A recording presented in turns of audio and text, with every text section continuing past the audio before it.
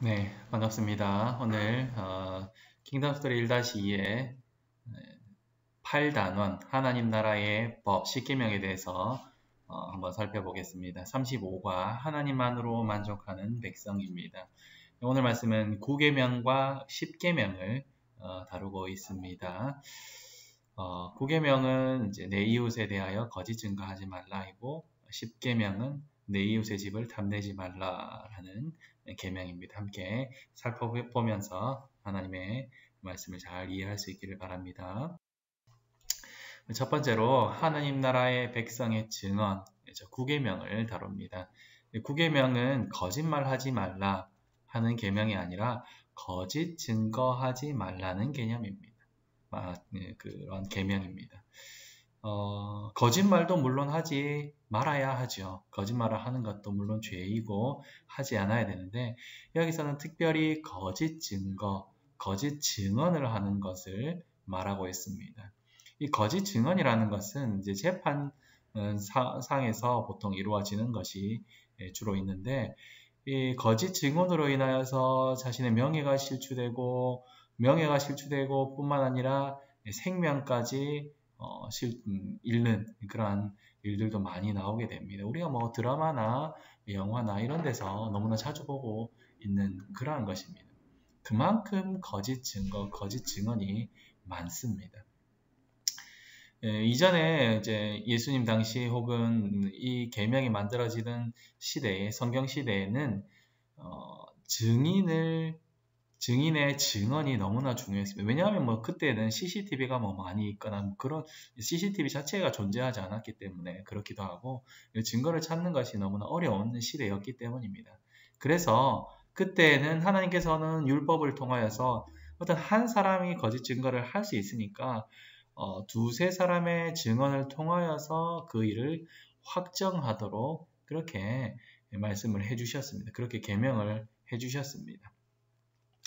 성경에 보면 이 9계명이 얼마나 큰 일인가를 잘 보여주는 있는데 열왕기상 21장에 보면 나봇의 포도원을 빼앗은 아합 이야기가 있습니다. 뭐 우리가 너무나 잘 아는 이야기인데 아합이 나봇의 포도원이 탐이 났습니다. 뭐 10계명 10번째 계명하고도 관련 있는 탐내는 거죠. 그래서 나봇에게 이 포도원이 내가 좀 갖고 싶으니까 달라라고 하는데 나봇이 주지 않습니다. 그 이유가 하나님의 계명을 들어서 하나님께서 주신 기업을 함부로 다른 사람에게 넘길 수 없는 그러한 계명을 들어서 그것을 거절합니다. 그런데 아합의 부인인 이세벨이 어떻게 합니까?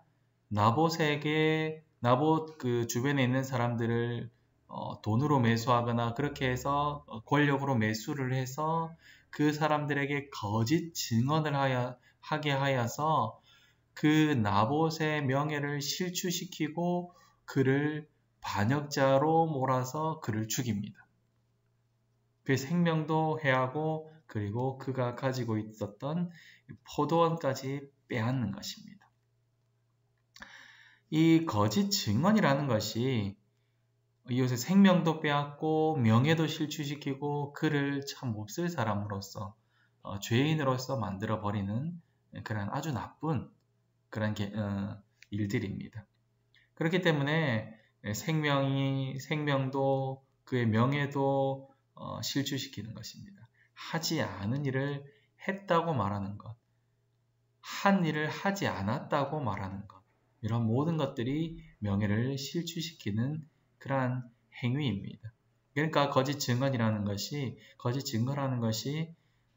이웃의 명예와 밀접한 관련이 있는 계명이라는 것을 우리가 알아야 합니다. 한번 실추된 명예가 회복되기가 쉽지 않습니다. 우리는 거짓 증거가 또한 사탄의 마귀의 일이라는 것을 알아야 됩니다. 우리가 창세기 3장에 보면 사탄 마귀가 뱀이 하와에게 여자에게 와서 뭐라고 합니까? 하나님께서 거짓 증언을 했다. 거짓을 말을 했다라고 하나님의 명예를 실추시키고 있는 하나님을 거짓말장이로 만드는 그러한 거짓 증거를 뱀이 하고 있다는 것입니다. 그래서 그 말을 믿고 하나님을 믿지 않는 여자가 선악과 열매를 먹고 죄인이 되고 그것을 남편에게도 주어서 먹고 죄인이 되었다는 거죠.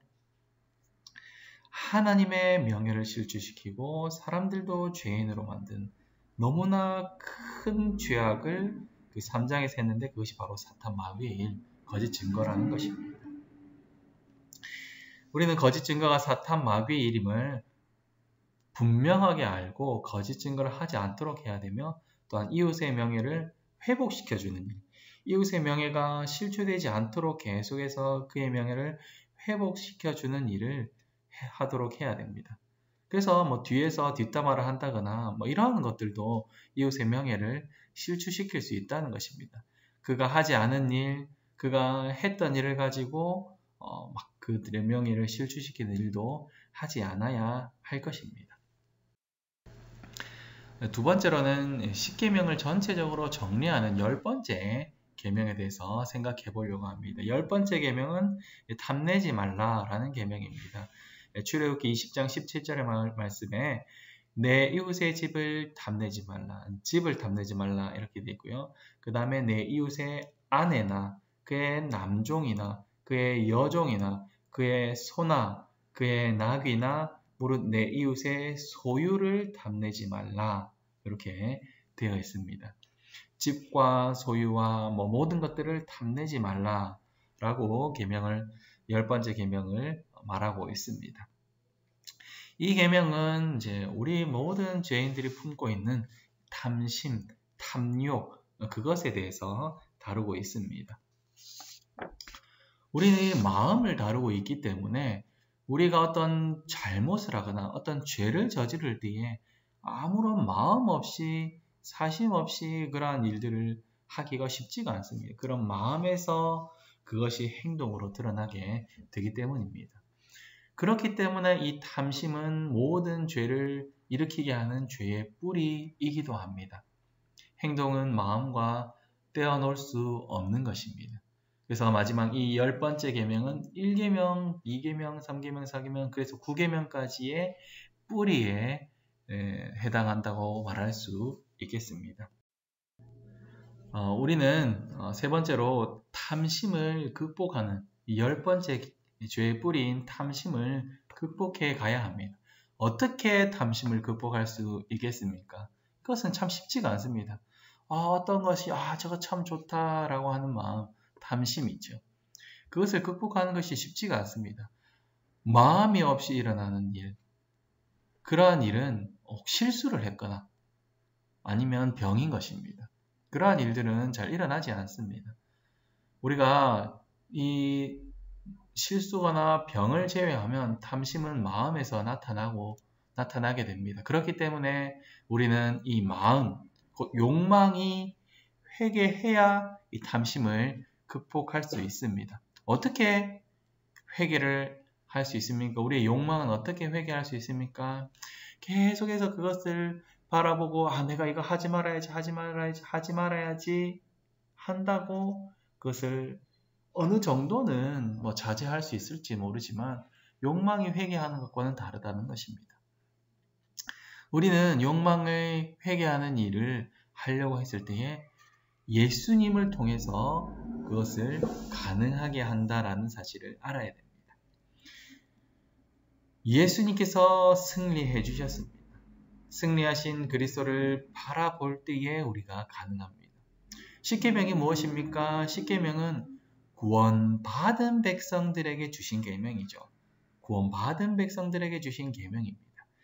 그래서 우리가 그리스도를 바라볼 때, 우리를 구원해 주신 그리스도를 바라볼 때 또한 그것을 적용하는 성령님을 우리가 날마다 구하면서 세상을 따라서 살려고 하는 욕망이 아니라 나를 살려주신 그 예수님을 바라보면서 하나님 나라와 의를 욕망하는 사람으로서 나의 어떤 욕망의 대상을 바꾸는 거죠.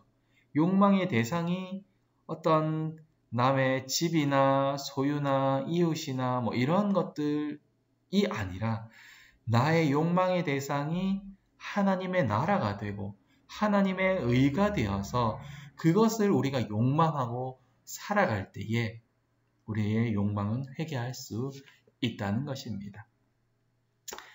이 일을 또 다르게 말을 하면 10계명, 우리에게 주신 하나님의 10가지 계명을 적극적으로 지키면서 살아가는 일과도 잘 연관이 되어 있습니다. 하나님 나라와 의를 욕망하는 삶이 무엇입니까? 그것은 바로 하나님만 바라보면서 하나님만 예배하고 하나님께서 가르쳐 주신 방법대로 하나님께서 가르쳐 주신 태도를 가지고 하나님께서 말씀하신 시간에 예배하는 것, 하나님의 방법대로 예배하는 것을 통해서 하나님 나라와 의를 욕망할 수 있고요. 그리고 하나님께서 세우신 질서에 순종하고 권위를 인정하면서 적극적으로 지켜나갈 수 있고 뿐만 아니라 이웃의 생명과 명예와 재산과 몸을 소중하게 여기고 보호하여서 우리가 그것들을 지켜나감을 통해서 하나님 나라와 의를 이룰 수 있다는 것입니다. 그것을 욕망해 나갈 때에 이 10계명을 지키기 위한 욕망을 우리가 할 때에 우리의 욕망이 회개하여서 탐심을 극복할 수 있습니다. 오늘은 이제 9계명과 10계명에 대해서 살펴보았습니다. 9계명은 이웃의 명예를 지켜주는 계명입니다. 이웃의 명예를 실추시키지 않는 것이 9계명을 잘 지키는 것입니다. 그래서 나의 명예가 중요하듯이 이웃의 명예가 소중하다는 것을 알고 뒤에서 험담하거나 뭐 그렇게 하기보다 그의 잘못을 그냥 그 앞에서 이렇게 지혜롭게 잘 이야기하여서 그가 잘못된 것을 바로잡을 수 있도록 이야기하는 것이 오히려 더 필요할 것입니다. 또한 우리는 죄의 뿌리인 10번째 계명 탐심을 버리고 하나님 나라와 의를 욕망하는 그리스도인으로서 살아가야 할 것입니다. 우리가 세상을 즐거워하기보다 하나님 나라와 의를 위해서 살아가는 삶, 살아가야 할 것입니다. 예수님께서 이렇게 말씀하십니다. 너희는 먼저 그의 나라와 그의 의를 구하라. 그리하면 이 모든 것을 너희에게 더해 줄 것이다. 근데 우리는 이 모든 것에 마음을 두고 있는 거죠. 하나님 나라와 의는 구하지 않고 이 모든 것에만 마음을 두고 살아갈 때에 우리는 탐심을 버릴 수가 없습니다. 누군가가 이런 말을 했습니다. 그리스도인들에게는 이 세상의 삶이 지옥과 가장 가까운 경험입니다. 그러나 믿지 않는 자들에게는 이 세상은 천국과 가장 가까운 경험입니다. 왜냐하면 이 땅에서의 삶이 우리의 저 천국보다 더 낫지 않기 때문입니다. 지옥과 가장 가까운 경험이기 때문입니다. 그러나 믿지 않는 자들은 이 세상에 떠날 때에 어디를 갑니까? 지옥을 가죠. 그렇기 때문에 여기는 천국과 가장 가까운 경험을 하게 된다는 것입니다. 여러분이 살고 있는 이 땅은 어떻습니까? 그냥 주님 오시지 않아도 그냥 이대로만 살아도 되겠다라는 마음이 드는 것입니까? 분명히 이 세상은 주님께서 말씀하신 대로 살아가기에 힘들고 고난이 따르고 고통이 따르고 어려움이 따르고 불편함이 따르고 나에게 불이익이 너무나 많이 오는 세상이 분명할 터인데 나에게 고난이 없고 너무나 좋기만 하다 그러면 나의 삶을 한번 점검해 보아야 됩니다. 내가 하나님의 뜻대로가 아닌 하나님의 나라와 의를 구하는 삶이 아닌 세상에 녹아들어서 세상과 짝하며 살아가는 것은 아닌가 고민해보고 점검해봐야 할 것입니다. 우리의 삶을 하나님께 고정시키고 하나님만으로서 나의 삶이 정말로 기쁘고 만족되는 삶, 그러한 삶을 살아가는 것, 그것이 우리 그리스도인들이 살아가야 되는 삶입니다. 그리고 나도 그렇게 살아가고 우리 자녀들도 그렇게 말씀으로 가르쳐야 합니다. 우리의 삶이 세상에 물들어 있으면 자녀들을 그렇게 물들어 있으면서 자녀들은 말씀대로 살아가라 라고 가르칠 때에 자녀들이 무슨 생각을 하겠습니까? 아빠나 잘하지, 엄마나 잘하지 라고 생각하지 않겠습니까? 우리는 함께 하나님 나라와 의를 욕망하며 우리 자녀들이 고난 가운데서도 하나님 나라와 의를 사랑할 수 있도록 꾸준히 가르쳐야 합니다. 우리 자녀들이 고난이 따를지라도 수많은 유혹이 따를지라도 불이익이 따를지라도 하나님 나라와 의를 구하는 삶을 살아갈 수 있도록 우리가 날마다 기도하고 가르치고 길러내야 할 것입니다. 이 일에 우리가 부름을 받았습니다. 함께 이 일을 합력하여서 잘 해내서 우리 자녀들이 정말로 하나님 나라의 백성, 하나님이 기뻐하시는 백성이 될 수 있도록 함께 가르치고 길러나가 봅시다. 아멘.